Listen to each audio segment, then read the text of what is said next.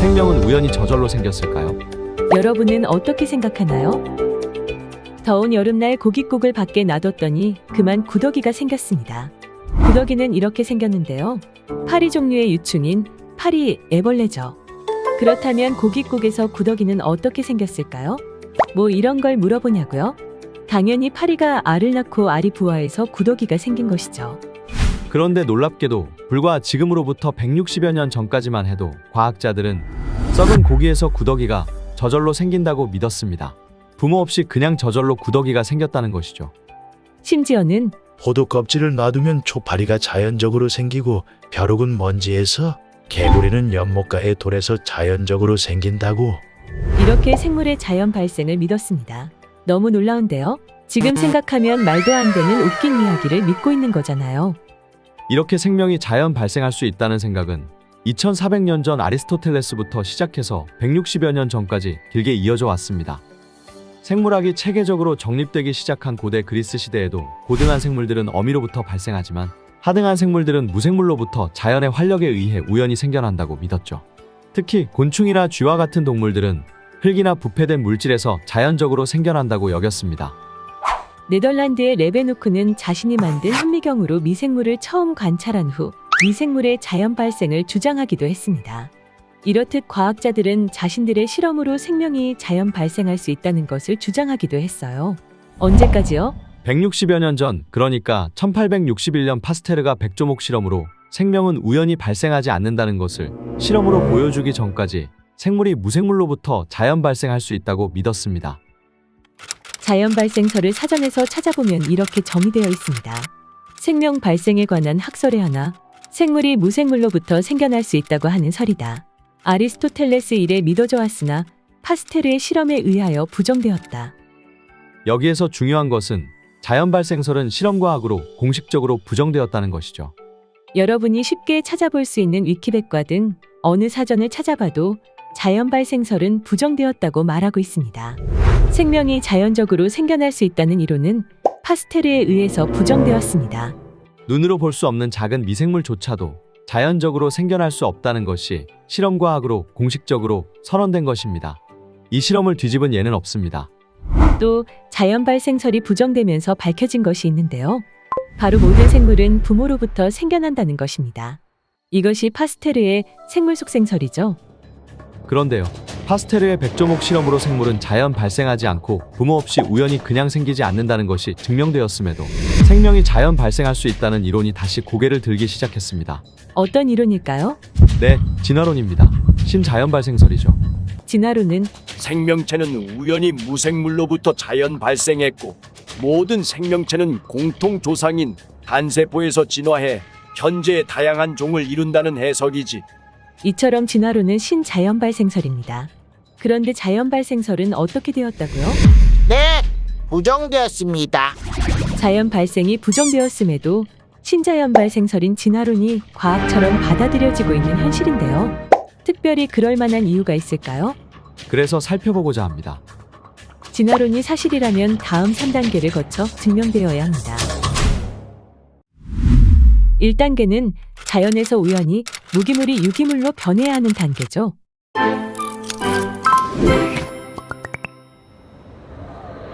무기물은 단순한 물질로 수소, 탄소, 산소 같은 것입니다. 유기물은 복잡한 물질로 아미노산, 단백질, 지방 같은 것으로 단순한 무기물이 복잡한 결합으로 만들어진 것입니다. 진화론은 자연 상태에서 우연히 단순한 무기물이 복잡한 유기물로 변했다는 것이기 때문에 이런 진화론이 증명되려면 자연에서 이런 현상이 관찰되어야 합니다. 그런데 자연에서 자연스럽게 관찰되는 것은 단순한 물질이 스스로 복잡한 물질로 변하는 게 아니라 그 반대로 복잡한 물질이 단순한 물질로 분해되는 것이죠.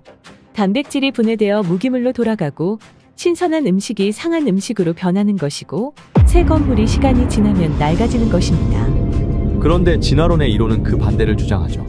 오랜 시간이 지나면 상한 재료가 신선한 재료가 되고 쏟아진 물이 오랜 시간이 지나면 저절로 다시 통에 담기고 벽돌 한 장이 저절로 집이 되어 간다는 것입니다. 자연에서 관찰되는 것과 반대로 가는 거죠. 이것이 가능한가요? 아닙니다. 그런 경우는 없습니다. 단순한 무기물이 자연에서 저절로 복잡한 유기물로 변하는 1단계는 관찰되거나 증명된 적이 없습니다. 그런데 왜 신자연 발생설인 진화론이 실험과학으로 밝혀진 것처럼 여겨질까요? 그것은 밀러의 실험 때문이죠. 밀러의 실험은 단순한 무기물이 복잡한 유기물로 합성되었다는 실험입니다. 그래요? 그렇다면 1단계가 증명되었단 말인가요? 그럴 리가요? 전혀 아닙니다. 오히려 밀러의 실험은 자연에서 우연히 저절로 1단계가 절대로 일어나지 않는다는 것을 역설적으로 보여주는 실험이라는 것 알고 있나요? 밀러의 실험은 단순한 무기가스로 유기물인 아미노산을 합성한 실험이 맞습니다. 그런데 이 실험은 아미노산이 만들어질 수 있는 조건을 설계해서 인위적으로 만든 실험입니다. 밀러의 실험은 지식과 지혜를 가지고 산소를 제거하고 에너지를 투입하고 냉각장치를 만들었죠. 그리고 아미노산이 합성될 수 있도록 메탄, 암모니아, 수소 등의 무기가스를 선택하고 설계해서 만든 실험입니다. 그러니까 자연에서는 안 된다는 것을 명백하게 보여주고 있는 것이죠. 또한 밀러의 실험은 가정에 문제가 있습니다. 가정이 과학적이지 않다는 것이죠. 현재의 지구 대기 상태에서는 절대로 아미노산이 합성되지 않기 때문에 과거 지구 대기 상태를 지금과 다르게 가정한 것이죠. 특히 산소가 있으면 유기물은 절대로 생성될 수 없죠. 그래서 과거 지구 대기 상태를 가정할 때 밀러는 산소를 제외시켰습니다. 그리고 아미노산이 합성될 수 있는 무기가스를 선택했죠. 그러나 밀러 자신도 죽기 전에 원시 대기가 어떠했는지 정확히 알 수 없다고 고백합니다. 산소가 없을 것이라 생각했지만 산소가 풍부했다는 증거들을 밀러도 알고 있었습니다. 또 놀라운 것이 있는데요. 밀러는 죽을 때까지 같은 실험을 반복했습니다. 밀러의 실험에서 아미노산만 만들어졌을까요? 아닙니다.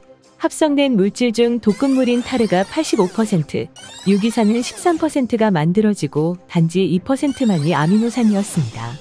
대량의 타르와 유기산이 있는 곳에서 생명의 자연 발생은 불가능합니다. 또 고작 2%의 아미노산 양으로는 우연히 자연에서 단백질이 합성되기에 턱없이 부족한 양입니다. 단백질이 우연히 만들어지기 위한 아미노산 양에 대한 내용은 우연히 단백질이 만들어질 확률편을 보면 도움이 되고, 밀러 실험에 대해서 이 영상에서 다 다루지 못하는 문제점은 밀러의 실험 영상을 참조하시면 됩니다. 밀러의 실험에 대해서 정리합니다. 밀러의 실험은 우연히 무기물이 유기물로 변하는 것을 증명했나요? 아닙니다. 부정된 자연 발생설을 되살려주는 그 어떤 실험적 증명도 하지 못했습니다. 신자연 발생설인 진화론이 건너야 하는 1단계는 증명되었나요? 아닙니다. 1단계는 증명되지 못했습니다. 2단계는 유기물이 세포가 되는 단계입니다. 아미노산이 결합해 우연히 기능하는 단백질이 되고 기능하는 단백질이 모여 세포가 되어야 하는 단계입니다. 2단계는 쉽게 말해서 멸균 우유에서 저절로 생명체가 생겨야 하는 단계입니다. 단백질에서 저절로 생명체가 만들어져야 하는 단계죠. 그러나 그런 일은 절대로 일어나지 않기 때문에 의료 행위도 하고 식품도 만들고 합니다. 이런 걸 공학적 적용이라고 합니다. 공학은 여러 과학기술을 이용해서 무언가를 만드는 것입니다. 진화론은 공학적 적용을 절대 할 수 없는 이론이죠. 그 반대로 2단계가 안 일어나기 때문에 공학적으로 적용해서 멸균 우유를 생산할 수 있습니다. 세포 진화 과정을 설명해주는 이런 그림은 어떻게 된 건가요? 세포가 되어가는 과정을 설명한 그림을 보여주며 마치 세포의 진화 과정이 확인된 줄 알고 있거나 밝혀진 사실처럼 가르치고 있는데요. 세포 진화 과정은 실험과학일까요? 아니면 상상도일까요? 상상도이며 가설입니다. 유기물이 세포가 되는 과정을 관찰하거나 증명한 적이 없습니다.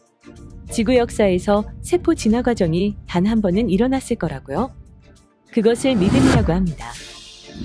구더기가 우연히 저절로 생겼다고 믿었던 믿음과 같은 믿음입니다. 그렇다면 이제 가장 단순해 보이는 생명체인 박테리아를 보고자 합니다. 박테리아를 이루고 있는 세포는 사람을 이루고 있는 세포보다 훨씬 간단하죠. 진화론자들은 가장 단순한 생명체쯤은 어쩌다 보니 하나쯤 만들어질 수 있다고 믿고 있습니다. 여러분은 어떻게 생각하나요?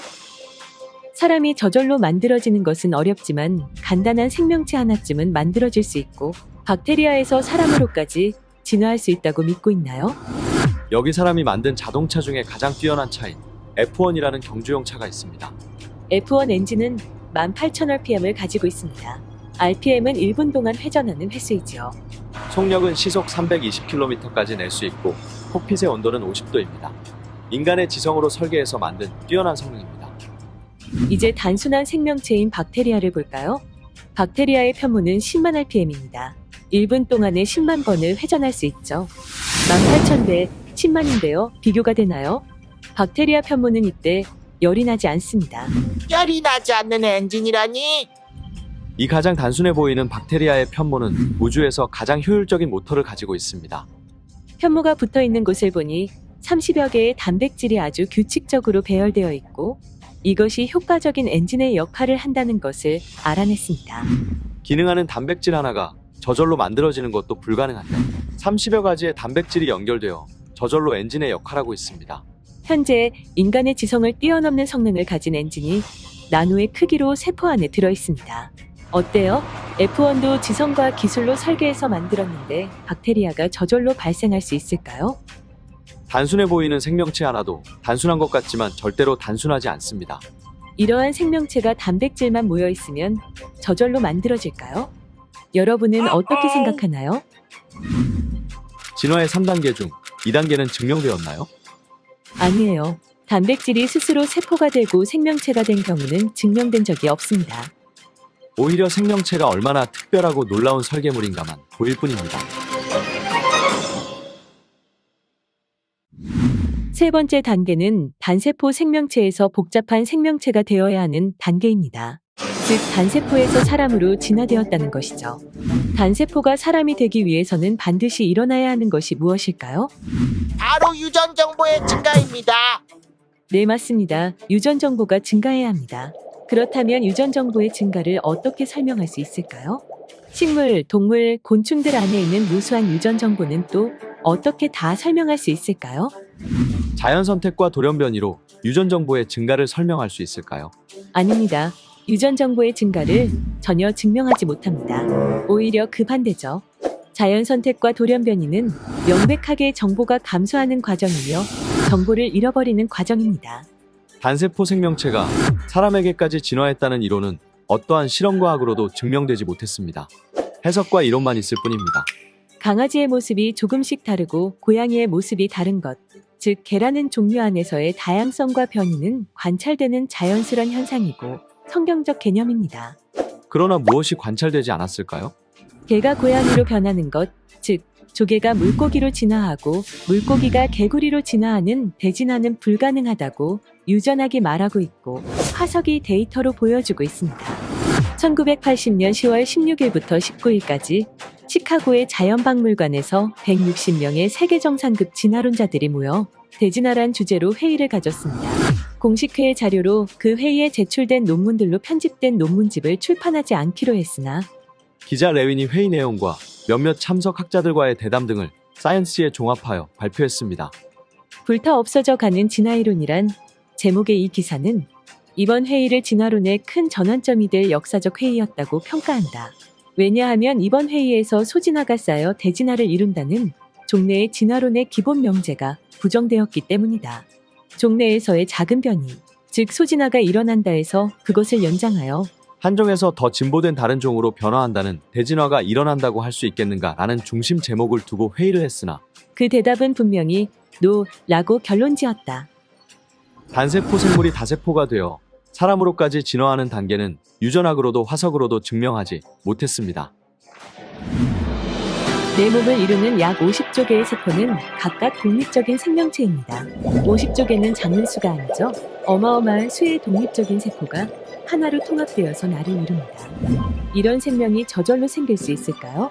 단순한 생명체에서 점진적으로 변해서 내가 되었다고요? 단세포 생명체에서부터 복잡한 사람에게까지 우연히 진화하는 것은 불가능합니다. 진화론에서 말하는 것처럼 우연히 생명이 만들어지기 위해서는 지금까지 살펴본 세 가지 단계를 거쳐야 하는데요. 그 어느 것도 증명한 적이 없으며 불가능합니다. 생명의 시작에 대한 진화론의 주장은 그 어느 것도 증명된 것이 없습니다. 생명은 우연히 생겼을까요? 아닙니다. 자연 발생설은 부정되었고 신자연 발생설 또한 증명된 적이 없습니다. 생명이 자연 발생하기 위한 그 어느 단계도 진화론은 해결하지 못했습니다.